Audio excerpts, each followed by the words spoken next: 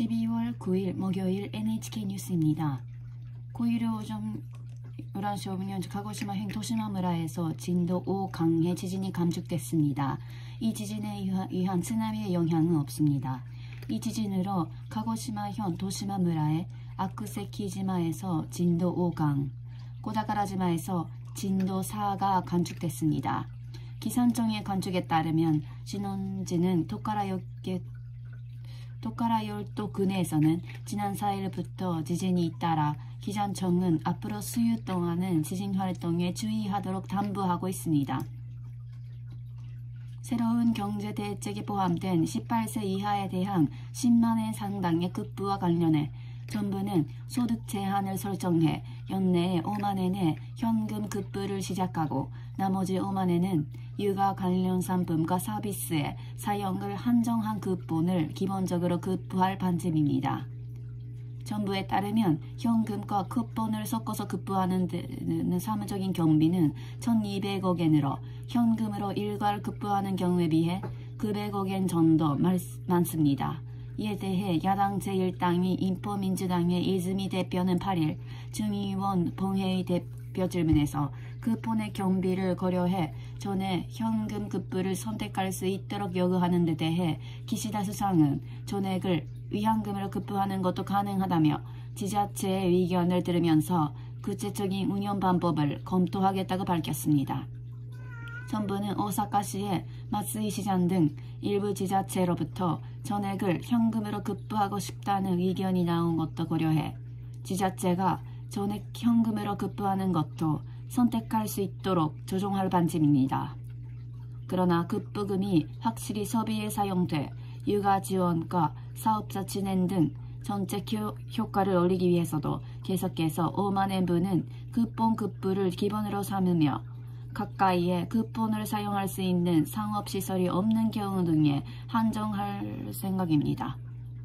세계의 영양 부족 개선책을 원하는 영양 서비스는 기시다상과 하야시 외상이 참석하고 각국의 강요 등이 화상으로 참가한 가운데 도쿄에서 이틀 동안 열려 마지막 날인 8일 도쿄 요양소득을 재택관 뒤 폐막했습니다. 수원에서는 세계 어린이들의 사인의 약 절반이 영양 부족에 한편 성인과 젊은이, 어린애, 비만 등이 기록적인 수준으로 증가해 전체적으로 20억 명에 달하고 있다고 지적하고 많은 나라가 저영양과 비만 등이 흠재하는 이중투하에 고통받고 있다고 밝혔습니다. 또한 코로나19의 감염 확산의 영향으로 가계 수입이 감소하거나 의료 서비스 제공이 중단돼 저영양에 빠진 추정 360만 명의 어린애 발육이 저해돼 승에 걸쳐 가능성이 제한받게 된다며 우려감을 표명했습니다. 이러한 상황에 입각해 서미참가자는 정부와 국제기구, 민간기업, 학술계 등에 대해 폭넓게 가속시키도록 촉구하고 2030년까지 모든 형태의 영양 부족을 해소하기 위해 또한층 행동에 나설 것이라고 밝혔습니다. 심지어 변이 바이러스인 오미크론은 백신을 접종한 사람과 과거에 감염된 사람이라도 재감염되기 쉽고 남아프리카 공화국에서 급격히 확산하고 있다는 분석 결과를 교도대학의 미시우라 히로시 교수 등의 팀이 종합했습니다. 미시우라 교수 등의 연구팀은 코로나19의 유전 정보를 등록하는 웹사이트에 지난 9월 중순부터 11월 말까지 남아프리카 공화국이 보고한 200건 남짓의 데이터를 토대로 오미크론 변이의 확산 양상을 분석했습니다. 8일 후생노동성 전문가 회의에 보고된 내용에 따르면 특히 오미크론 변이가 확산하고 있는 하우텐주에서는 한 사람이 몇 명에게 감염을 퍼뜨리는가를 나타내는 시료 재생산수는 델타 변이의 4.2배로 델타의 평균을 보정해도 적어도 2배 이상입니다. 이 수치는 강소 경향에 있는 델타 변이와 급증하고 있는 오미크론 변이를 비교한 결과로 오미크론 변이 그 자체가 갖는 감염력은 아직 알 수 없다고 밝히고 있으나 남아프리카 공화국에서 백신을 접종한 사람과 과거에 감염된 사람의 비율을 토대로 분석하면 면역에 의한 오미크론 변이에 대한 감염 예방 효과는 20% 정도에 그치는 것으로 알려졌습니다. 니시우라 교수는 백신 접종에 앞선 나라에서도 오미크론 변이가 유행할 위험은 높을 것 같고 앞으로 나올 준준도와 백신 효과 등 열세가 될 정보를 주시하고 있다고 말했습니다. 미국 제약사인 화이자와 독일의 바이오엔테크는 8일 공동 개발한 코로나19 백신의 오미크론 변이에 대한 효과에 관해 연구실에서 실시한 초기적인 실험 결과를 발표했습니다. 그에 따르면 백신을 접종한 사람의 혈액중에 있는 바이러스의 작용을 억제하는 중화 항체 효과는 2회 접종을 한 사람의 경우 기존 백신에 대한 경우에 비해 대폭 감소했습니다. 그러나 3차 추가 접종을 한 사람 경우 중화 항체 효과는 2회 접종한 경우에 25배로 기존 바이러스에 대한 효과와 동등한 정도로 높아졌습니다. 바이오엔테크의 자이힌 최고 경영자는 8일에 회견에서 실험 결과를 생각하며 3차 접종을 한 사람은 오미크론 변이에 대한 높은 효과를 기대할 수 있다고 말했습니다. 이번 실험 결과는 초기적인 단계로 화이자 등은 앞으로 3차 백신 접종자를 대상으로 감염과 증증화를 관제하는 효과를 실제로 어느 정도 얻을 수 있는지 자세히 조사하게 계획입니다. WHO 세계보건기구의 테오도로스 사무총장은 코로나19의 오미크론 변이가 과거에 코로나19에 감염된 적이 있는 사람에게는 재감염의 위험이 높을 가능성 등을 지적한 뒤 아직 결론을 내리기에는 너무 이르다며 계속 경계를 늦추지 말라고 호소했습니다. WHO의 테오드로스 사무총장은 8일 스위스에서 열린 기자회견에서 코로나19의 오미크론 변이에 대해 남아프리카 공화국에서 얻은 데이터는 재감염의 위험이 크다는 것을 시사하고 있다며 과거에 코로나19에 감염된 적이 있는 사람이 오미크론 변이에 감염될 위험이 높을 가능성을 지적했습니다. 또 오미크론 변이에 의해 발생되는 증상이 델타 변이에 비해 경증일 가능성에도 홍보됐습니다. 아울러 테오도로스 사무총장은 오미크론 변이에 의해 중증화할 경우의 심각성을 명확히 파악하기 위해서는 보다 많은 데이터가 필요하다고 지적하고 결론을 내기엔 너무 이르다며 계속 경계를 늦추지 말라고 호소했습니다. 양국 정부와 캐나다 정부는 중국의 인권 문제 우려감을 나타내면서 내년 열리는 베이징 올림픽에 정부 관계자를 파견하지 않겠다고 밝혔습니다. 영국의 정슨 총리는 8일 의회 학원에서 발언하고 내년 열리는 베이징 올림픽에 관료와 정부 관계자를 파견하지 않겠다고 밝히고 사실상의 외교적 보이콧이 될 것이라며 말했습니다.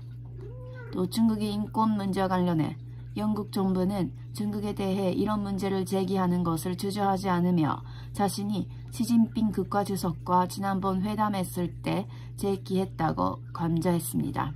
한편 캐나다의 트리더 총리도 8일 수도 오타와에서 기자회견하고 내년 베이징 올림픽과 패럴림픽의 정보 관계자를 파견하지 않을 생각을 표명했습니다. 트리더 총리는 최근 수개월 동안 베이징 올림픽과 패럴림픽 문제에 관해 동맹국 등과 협의해 왔는데 중국 정부에 의한 인권 침해가 잇따르는 것에 대한 강한 우려감을 품고 있다고 말했습니다. 그러나 영국과 캐나다 양 정부는 선수단을 예정대로 파견하겠다고 밝혔습니다. 바이든 미국 정부는 일본을 포함한 약 110개 나라와 지역에서 정상 등을 초청해 9일부터 이틀 동안 화상으로 첫 민주주의 서밋을 개최합니다. 서밋에 참가하는 워싱턴 주재의 타이완 당국의 대표기관인 주미 타이베이 경제문화 대표처의 샤오메이 대표가 NHK 인터뷰에 응해 서밋에 참가함으로써 타이완이 수혜원 민주주의의 성공 체험을 널리 공유할 수 있다고 말하고 중국은 민주주의는 아시아 나라들과 홍콩에 적합하지 않다는 주장을 계속 산정하고 있지만 그것이 틀렸다는 것을 타이완을 증명했다며 참가에 의의를 강조했습니다. 또 타이완이 국제기구 참가하는 것에 중국이 압력을 가하고 있는 것을 위식해 중국의 계속되는 위협과 배제는 부당하며 자신들은 타이완에는 국제적인 자리에 대표를 보낼 권리가 있다고 생각한다며 WHO 세계보건기구 등의 활동에 참가하는 것이 인정돼야 한다는 생각을 나타냈습니다. 아울러 타이완이 자유롭고 열린 민주적인 사회로서 존속하는 것은 인도 태평양 지역의 평화와 안정에 매우 중요하고 모든 민주주의 국가의 이익이 될 것이라며 국제사회의 지지를 호소했습니다. 한국의 경찰청장이 시마네 현의 다케시마에 상륙한 것 등에 따라 여당 자민당은 한국에 대한 제재 조치를 검토하는 작업팀을 새로 설치하고 내년 여름까지 구체책을 담은 중간 보고를 마련할 방침입니다. 한국의 경찰청장이 지난달 16일 시마네 현 다케시마에 상륙해 현지에 파견한 경찰관을 격려했습니다. 이에 따라 자민당은 8일 한국에 대한 제재 조치를 검토하는 작업팀의 첫 회의를 열었습니다. 차장을 맡은 사토 외교부 회장은 일본 정부가 제3에 걸쳐 자제를 요구해온다 가운데 상륙한 것을 강력히 비판하고 항의만 할 것이 아니라 모종의 반칙이 필요하며 한국 측은 이 밖에도 여러 가지 문제를 있으므로 확실한 정책을 만들어가겠다고 말했습니다. 회의에서는 앞으로 관계성 정과의 논의와 더불어 전문가의 의견도 들으면서 금융과 투자, 무역 등 폭넓은 분야의 제재 내용을 검토해 내년 여름까지 구체책을 담은 중간 보고를 마련하기로 했습니다. 사업가인 마에자와 유사쿠 씨 등 일본의 민간인 2명을 태운 러시아의 우주선이 일본 시간으로 8일 오후 10시쯤 국제우주정거장에 도킹해 약 10일간의 우주여행이 시작됐습니다. 사업가인 마에자와 씨와 관련 사이모인 히라노 요조 씨, 그리고 러시아인 우주비행사가 탑승한 러시아의 우주선 소유스는 일본 시각으로 오후 4시 30분쯤 카자흐스탄 바이코누르 우주기지에서 발사됐습니다. 그리고 우주선은 일본 시각으로 오후 10시 40분쯤 국제우주정거장에 도킹했습니다. 마에자와 씨는 일본의 민간인으로서는 처음으로 국제우주정거장에 체류하며 약 11일간의 우주여행을 하게 됩니다. 마에자와 씨는 우주 체류 중에 일반 사람들이 요청한 실험 등을 수행하고 그 모습을 인터넷을 전송할 예정이며 일본 시간으로 오늘 20일 집으로 귀화할 예정입니다. 일본의 마사코 황후가 9일 58세 생일을 맞았습니다. 황후는 생일에 맞춰 발표한 메시지 문서에서 지난 1일에 20세 성인을 맞은 장녀 아이코 공주에 대해 여러 가지 일들이 생각나 감회가 깊습니다라고 소감을 적었습니다. 그리고 아이코는 앞으로도 여러 경험을 쌓으면서 한 걸음 한 걸음 성장해 성인을 환자로서의 인문을 무사히 완수할 수 있기를 기원합니다라고 밝혔습니다.